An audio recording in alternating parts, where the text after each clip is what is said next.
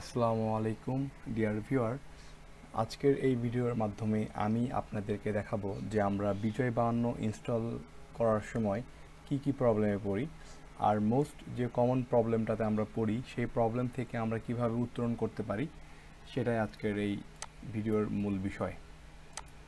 তো দেখতে পাচ্ছেন আমার উইন্ডোতে আমি বিজয়ের যে র্যার ফাইল সেটা আমি ডাউনলোড করেছি।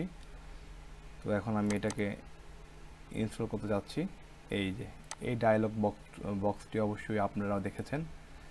যদি আপনারাও এই প্রবলেমটি ফেস করে থাকেন তাহলে আমি এই প্রবলেমটির সলিউশন আজকের এই ভিডিওতে দেখাবো।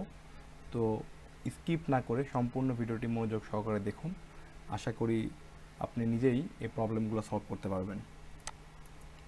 এখানে দেখাচ্ছে যে this setup requires the .NET framework version 3.5, অর্থাৎ এখানে আমাদের একটা ফ্রেমওয়ার্ক ডাউনলোড করতে হবে বা আপডেট করতে হবে, সেটা হলো 3.5 .NET এর।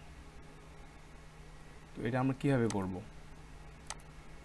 শুরুতেই আপনি আপনার যে সার্চ বার আছে এখানে গিয়ে টাইপ করবেন Windows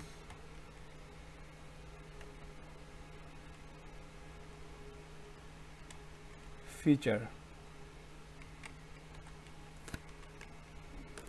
Windows features on or of.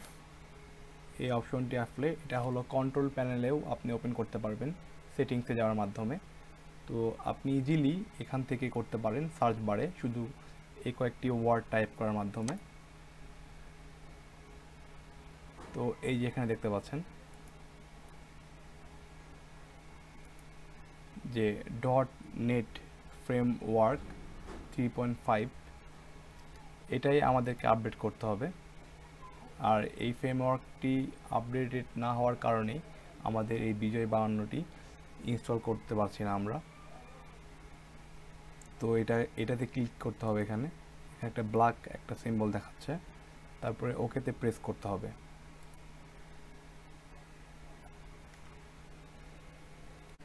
এরপর ডাউনলোড হয়ে গেলে এরকম একটি উইন্ডো আসবে, Windows completed the requested changes.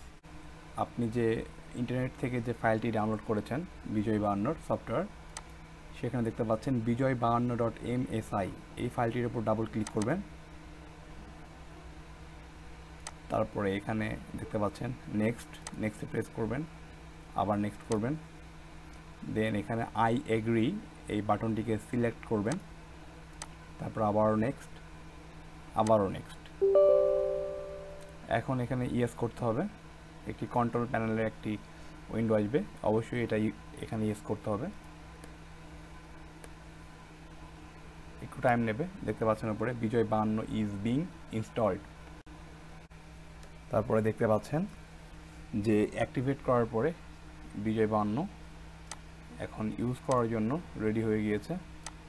এই যে, যদি আমার এই ভিডিওটি ভালো লেগে থাকে তাহলে লাইক দিবেন, কমেন্ট করবেন আর অবশ্যই সাবস্ক্রাইব করতে ভুলবেন না।